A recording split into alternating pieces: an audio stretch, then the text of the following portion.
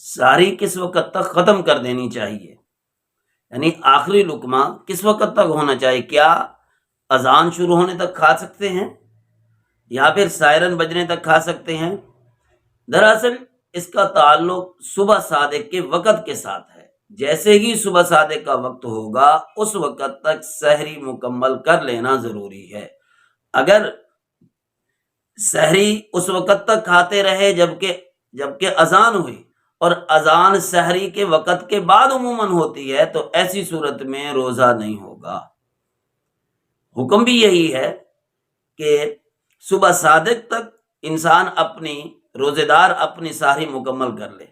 جہاں پر اذانیں فوری طور پر ہو جاتی ہیں، یعنی جیسے ہی سحری کا ٹائم ختم ہوتا ہے، صبح صادق کا ٹائم ختم ہوتا ہے، اس وقت تک ہو جاتی ہیں، تو پھر تو کسی حد تک گنجائش ہے، کیونکہ وہ اذان کا وقت بھی اور سحری ختم ہونے کا وقت بھی برابر ہو گیا۔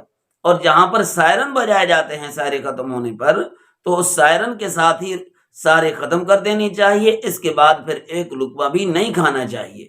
ہاں، بعض دفعہ ایسا ہوتا ہے کہ سائرن کچھ وقت پہلے بھی بجا دیے جاتے ہیں احتیاطاً، تو ایسی صورت میں اگر ایک آدھ لقمہ پھر کھا لیا تو گنجائش ہوگی، ورنہ اگر سحری کے ٹائم کے بعد ایک لقمہ بھی کھایا تو پھر ایسی صورت میں روزہ نہیں ہوگا۔